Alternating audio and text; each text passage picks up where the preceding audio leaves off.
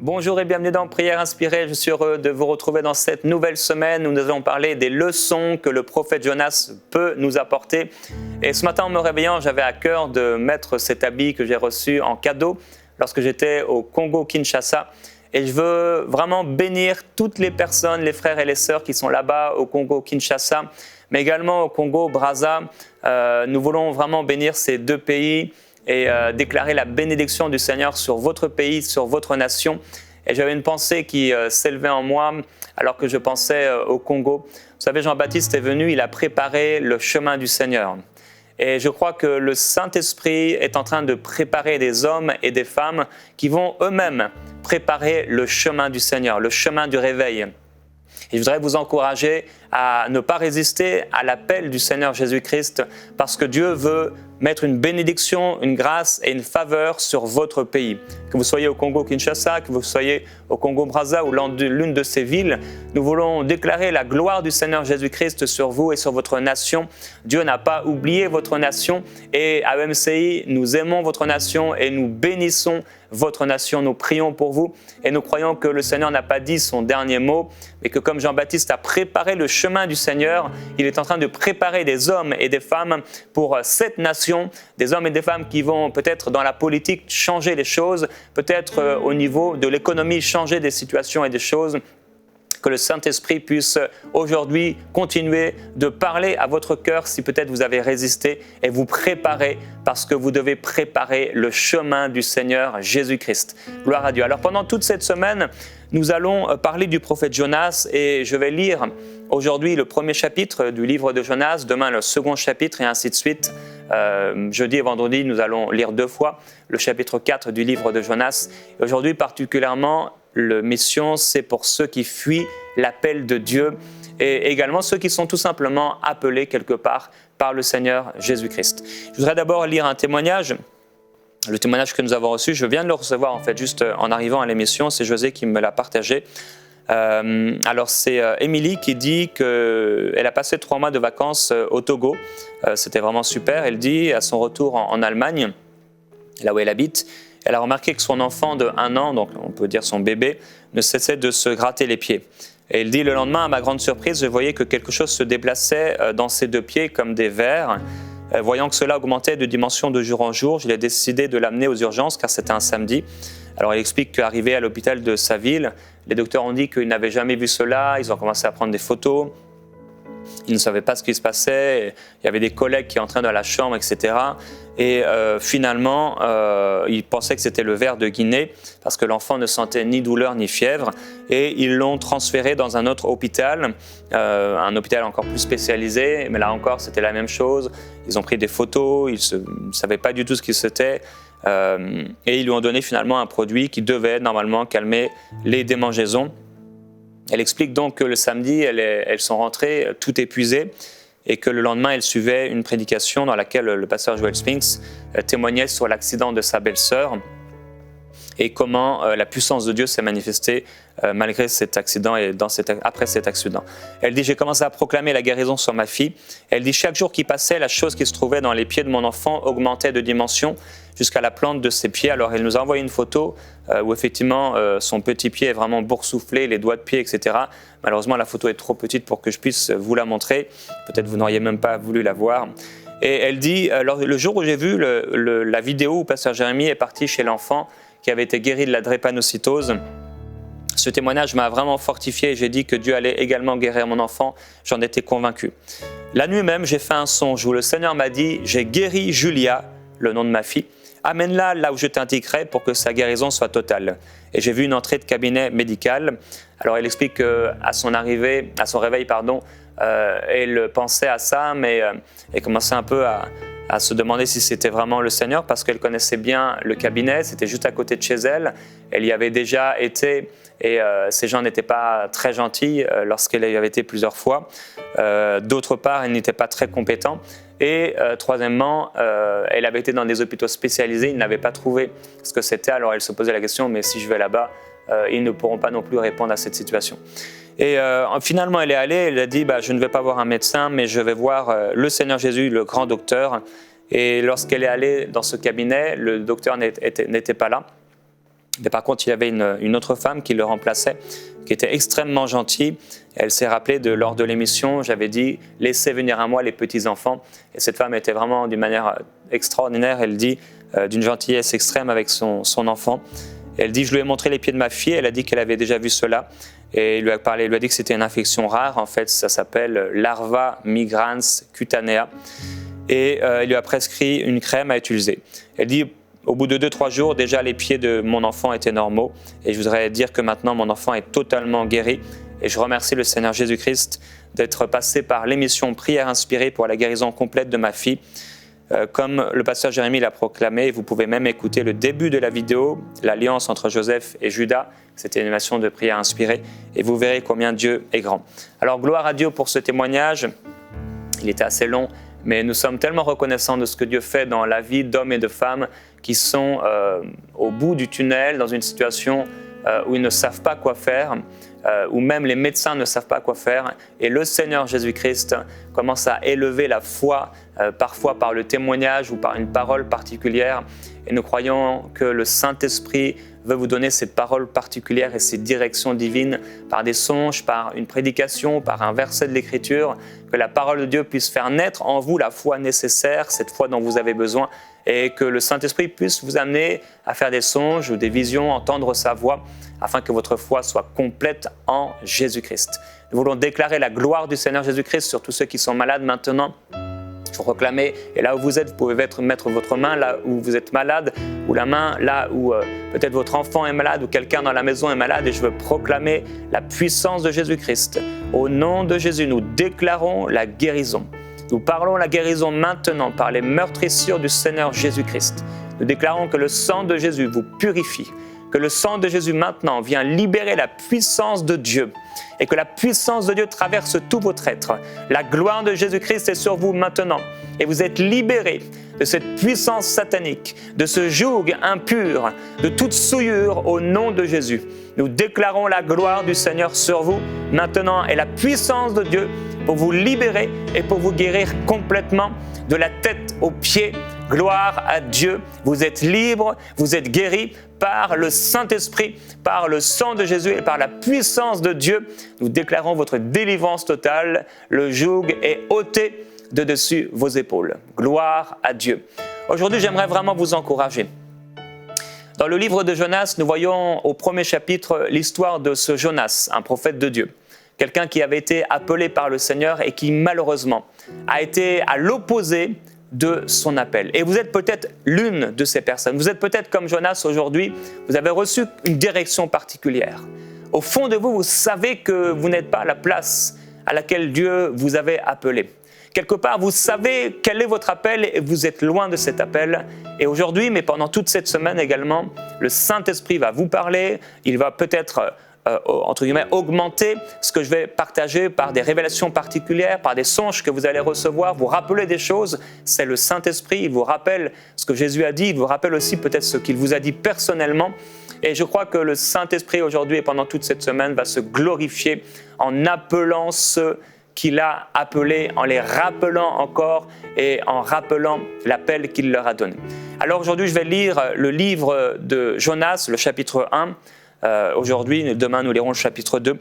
Il est écrit au verset 1, « La parole de l'Éternel fut adressée à Jonas, fils d'Amittai, en ces mots. Lève-toi, va à Ninive, la grande ville, et crie contre elle, car sa méchanceté est montée jusqu'à moi. » Et j'aimerais déjà vous dire que si Dieu vous a appelé, c'est qu'il y a un peuple qui a besoin de vous. Si Dieu vous a appelé, ce n'est pas pour rien. Si Dieu vous a appelé, c'est qu'il y a quelque chose au bout qui est fort. Si Dieu vous a appelé, c'est qu'il y a quelqu'un qui crie, il y a quelqu'un qui a besoin de vous. Et la puissance de Dieu va passer à travers vous pour libérer cette personne, pour répondre à un besoin, pour répondre aux besoins de Dieu. Et c'est étonnant quand Dieu l'appelle, il dit « Lève-toi, va à Ninive, la grande ville, et crie contre elle, car sa méchanceté est montée jusqu'à moi. » Alors Jonas se leva pour s'enfuir à Tarsis, loin de la face de l'Éternel. Il descendit à Jaffa et trouva un navire qui allait à Tarsis. Il paya le prix du transport et s'embarqua avec les gens pour aller à Tarsis, loin de la face de l'Éternel. Mais l'Éternel fit souffler un grand vent sur la mer. Et il s'éleva sur la mer une grande tempête. Le navire menaçait de se briser. C'est étonnant, frères et sœurs. Parfois, Dieu nous appelle à aller à Nénive et on s'enfuit à Tarsis. Il nous appelle à aller quelque part et on va à l'opposé. C'est étonnant de voir que lorsque nous sommes appelés par Dieu, parfois notre vie est totalement à l'opposé de l'appel que nous avons reçu. Et si vous êtes en train de fuir vers Tarsis, à l'extrême opposé de là où vous êtes censé être, le Saint-Esprit aujourd'hui va vous toucher par sa puissance. Le Saint-Esprit va vous amener dans une profonde repentance. Et peut-être vous êtes à cause de cette résistance à la voix de Dieu. Au fond du bateau, peut-être même vous avez payé un prix pour aller à l'opposé de la volonté de Dieu. Il est possible que vous ayez payé quelque chose pour vous éloigner de l'appel de Dieu. Et cela me fait penser, lorsque nous étions un jour en vacances avec mon épouse au Mexique, nous avons été dans une église locale et le dimanche, nous avons cherché. Et un couple qui était là-bas nous a ramenés dans notre hôtel et nous a expliqué combien ils étaient vraiment heureux, en tout cas l'épouse, heureux dans une grande église aux États-Unis. Elle servait le Seigneur, elle était tellement épanouie, mais il s'était dit à la retraite, on regardera le meilleur endroit où on doit aller vivre, où on peut vivre sur la terre, le meilleur endroit selon nous, et nous allons nous y installer. Finalement, il s'est su installer à la retraite et la femme était loin de son appel, elle était triste à l'intérieur, elle n'était plus dans cette église où Dieu l'avait appelée, et l'église dans laquelle elle était n'était pas vraiment l'église dans laquelle le Seigneur l'avait appelée. Elle était triste, loin de l'appel de Dieu. Parfois, oui, nous payons quelque chose. Nous payons quelque chose pour être loin de là où Dieu nous a appelés. Mais l'Éternel fit souffler un grand vent sur la mer, et il s'éleva sur la mer une grande tempête. Et gloire à Dieu parce que le vent du Saint-Esprit est là aujourd'hui. Le Seigneur est là pour souffler sur votre vie. Le Seigneur est là pour souffler sur votre vie, peut-être un grand souffle pour vous montrer que quelque chose ne va pas. Et je déclare au nom de Jésus-Christ que le vent du Saint-Esprit est là sur vous, que la puissance du Saint-Esprit et que le vent du Saint-Esprit est relâché maintenant dans votre vie, que la gloire du Seigneur Jésus-Christ, alléluia, je suis heureux parce que je ressens maintenant par l'Esprit que le Saint-Esprit va faire au-delà de ce que je peux imaginer ou penser, au-delà de ce que vous pouvez imaginer ou penser. Le Saint-Esprit va commencer à souffler maintenant dans la maison, dans le corps, dans la vie, dans l'âme, dans l'esprit de ceux qui m'écoutent. Le Saint-Esprit va commencer à souffler sur la vie de votre époux, parce que plusieurs vous dites, mais moi Dieu m'a appelé, mais mon époux il est là, il résiste. Alors au nom de Jésus-Christ, cette résistance est maintenant débloquée par la puissance de Dieu. Ce lien qui vous attachait maintenant, il est brisé. Au nom de Jésus, personne ne pourra vous empêcher de répondre à l'appel de Dieu. Personne ne pourra vous empêcher de répondre à son appel. Il vaut mieux obéir à Dieu plutôt qu'aux hommes. Mais si vous avez été peut-être soumis à un homme, au nom de Jésus-Christ, et que cet homme devienne soumis à Dieu pour que vous puissiez ensemble servir le Seigneur Jésus-Christ. Alors Dieu a fait souffler un vent puissant. Les marins eurent peur, ils implorèrent chacun leur Dieu. Ils lancèrent dans la mer les objets qui étaient sur le navire pour s'en alléger. Oh oui, quand nous résistons à l'appel de Dieu, il y a des choses dont nous nous débarrassons. Et pourtant, c'était des bonnes choses. C'était des choses que Dieu avait mises à nos côtés pour nous bénir, pour nous faire du bien. Mais quand ça ne va pas, nous nous débarrassons et que nous commençons à nous appauvrir de ces bénédictions. Quand nous résistons à l'appel de Dieu, nous délaissons et nous méprisons même les bénédictions de Dieu. Même parfois, ce n'est pas avec nos propres mains, mais c'est les gens qui sont avec nous. C'est comme, entre guillemets, même les anges qui sont là et qui commencent à s'éloigner parce que nous résistons à l'appel de Dieu. Nous ne sommes plus sous la faveur divine, sous la bénédiction de Dieu. Et c'est comme si les anges, quelque part, étaient en train au lieu de relâcher les bénédictions sur nous, ils sont en train de les relâcher ailleurs. Ils sont en train de les enlever de notre bateau pour nous montrer que quelque chose ne va pas. Il est écrit, Jonas descendit au fond du bateau, se coucha et s'endormit profondément. Et il est possible que plusieurs d'entre vous, vous êtes là dans ce bateau et vous êtes endormis profondément. Spirituellement, le Saint-Esprit est en train de te parler et te dire, mais est-ce que tu réalises que tu t'es endormi? Est-ce que tu réalises que tu es au fond du bateau et que tu es en train de t'endormir? Tu t'es endormi. Non seulement tu es en train de t'endormir, mais tu t'es endormi. Et le Saint-Esprit parle à un cœur aujourd'hui en te disant, réveille-toi, toi qui dors. Réveille-toi d'entre les morts et Christ t'éclairera. Et peut-être quelqu'un dit, mais moi je ne vois pas, moi je ne comprends pas. Eh bien, la première étape, c'est de se réveiller. Ensuite, Christ va t'éclairer. Il est écrit, le chef d'équipage s'approcha et lui dit, pourquoi dors-tu? Lève-toi, invoque ton Dieu, peut-être que ce Dieu se modérera à notre égard et nous ne périrons pas. J'ai à cœur de vous lire le chapitre aujourd'hui. Ils se dirent l'un à l'autre, venez et tirons au sort pour connaître celui qui nous attire ce malheur. Ils tirèrent au sort et le sort tomba sur Jonas. Oh frères et sœurs, lorsque nous devenons, au lieu d'être le Joseph de notre famille, nous devenons le Judas de notre famille. Frères et sœurs, je prie qu'aucun de vous ne soit comme Judas, le Judas de sa famille. Je prie qu'aucun de vous ne soit comme Ananias, l'Ananias de la famille, la Saphira de la famille qui amène la perte et qui amène la malédiction. Au nom de Jésus, si c'est vous, et peut-être vous écoutez cette émission parce que votre femme est en train de l'écouter et vous n'êtes pas en train de suivre le Seigneur Jésus-Christ, vous ne voulez pas entendre parler de ces histoires d'église, mais le Saint-Esprit vous appelle aujourd'hui. Il vous appelle, oui, c'est à vous qu'il parle. Et le Seigneur vous dit aujourd'hui, jusqu'à quand vas-tu résister? Tu ne pourras pas résister à mon appel. Tu ne pourras pas résister à ma grâce. Ne résiste plus. Mais plie le genou, tombe à genoux devant moi, le Seigneur te dit aujourd'hui. Et repens-toi. Repens-toi. Repens-toi. Et alors tu goûteras la vie nouvelle, la vie éternelle. Alléluia. Ils se dirent l'un à l'autre, venez, tirons au sort pour connaître celui qui nous attire. Ce malheur, ils tirèrent au sort et le sort tomba sur Jonas. Alors ils lui dirent, explique-nous ce qui nous attire ce malheur. Quelles sont tes affaires? D'où viens-tu? Quel est ton pays et de quel peuple es-tu? Il leur répondit, je suis hébreu, je crains l'Éternel, le Dieu des cieux qui a fait la terre et la mer. Ces hommes furent saisis d'une grande crainte et lui dirent, qu'as-tu fait là? Car ces hommes savaient qu'ils fuyaient loin de la face de l'Éternel parce qu'il le leur avait expliqué. Ils lui dirent, que te ferons-nous pour que la mer se calme envers nous, car la mer était de plus en plus démontée. Quand la situation s'aggrave, il faut se poser des questions, frères et sœurs. Quand ça devient de pire en pire, il faut se poser des questions. Qu'est-ce que le Saint-Esprit veut nous dire? Il leur répondit, prenez-moi, jetez-moi dans la mer, et la mer se calmera envers vous, car je sais que c'est moi qui attire sur vous cette grande tempête. Ces hommes ramaient pour gagner la terre ferme. Ils ont essayé de rester avec lui. Ils ont essayé de rester avec celui qui apportait la malédiction, mais ils ne le purent, parce que la mer était toujours plus démontée contre eux. Alors ils invoquèrent l'Éternel et dirent, Éternel, nous t'en prions, que nous ne périssions pas à cause de la vie de cet homme, et ne nous charge pas d'un sang innocent, car toi, Éternel, tu as agi comme tu l'as voulu. Puis ils prirent Jonas et le jetèrent dans la mer, et la fureur de la mer s'arrêta. Ces hommes furent saisis d'une grande crainte de l'Éternel, ils offrirent un sacrifice à l'Éternel, et ils firent des vœux. Glorieux Jésus-Christ. Frères et sœurs, j'ai à cœur de prier maintenant. Aujourd'hui, le Saint-Esprit vous parle et vous savez dans votre cœur que vous avez résisté à l'appel de Dieu. Et Dieu dit, ne résiste plus à mon appel. La Bible dit que Moïse, pendant 40 ans, il a vécu dans l'opulence, la jouissance du péché. Il avait tout ce qu'il voulait. Jusqu'à ce que quelque chose monte dans son esprit de visiter ses frères. C'était l'appel de Dieu. Tu peux avoir 40 ans et il y a quelque chose qui monte dans ton esprit. Quelle est cette chose qui est montée dans ton esprit? Je veux t'encourager, si tu le peux, à fermer tes yeux, à te concentrer sur Dieu là où tu te trouves.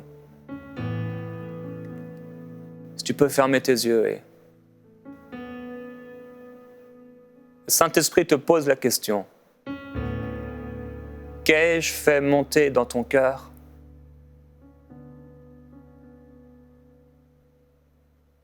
Il a eu cette pensée dans son cœur qui est montée, de visiter ses frères. C'est comme Dieu l'appelait à Ninive. Et il a essayé d'aller à Ninive, il a été voir ses frères et il n'a pas compris le chemin pour aller à Ninive. Alors il a tué l'Égyptien et il s'est enfui à Tarsis. Moïse avait un appel, mais il s'en était éloigné. Et pendant 40 ans, il n'avait plus aucune foi en son appel. Il doutait complètement. Pendant 40 ans, c'était tellement long, il a tout perdu. Celui qui dirigeait des hommes, celui qu'on servait constamment chaque jour de sa vie, il avait fait la meilleure école, il avait les meilleurs enseignants, les meilleurs fruits, la meilleure viande.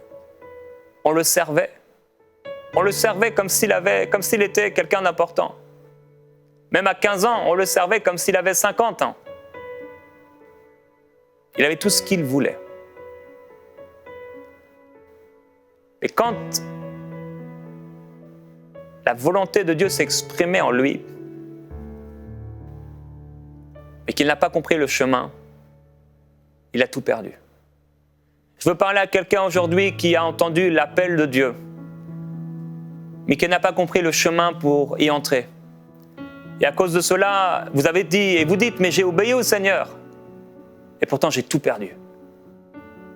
Le Saint-Esprit dit qu'il ne se repent pas de ses dons ni de son appel. Ce n'est pas à cause de Dieu. Ce n'est pas que Dieu ait changé d'avis. C'est que tu n'as pas compris le chemin pour entrer dans cet appel. Et aujourd'hui, l'Esprit de Dieu fait battre ton cœur pour te dire, je suis encore là et je te parle et cet appel demeure encore. Et alors que Moïse, on le servait, maintenant c'est lui qui servait. Il servait son beau-père. Il servait un troupeau pendant 40 ans. À 80 ans, le buisson ardent. À 80 ans, un jour comme un autre. Un jour comme un autre, mais ce jour-là, il s'est dit, je vais aller vers la montagne de Dieu. Il y a quelque chose dans son cœur. Quelque chose qui le dépassait à 80 ans. C'est possible que cette pensée ce soit, tiens, je vais regarder aujourd'hui prière inspirée.